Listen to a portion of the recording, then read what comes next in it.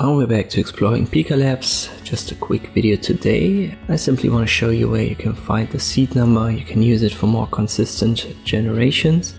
I've used it here as a parameter, so minus seed, and then you add the number and your results are going to look somewhat similar. Comes in handy when you want to create longer videos. You can find it by downloading your first generation, and here you can see seed, and then this long number is part of the file name.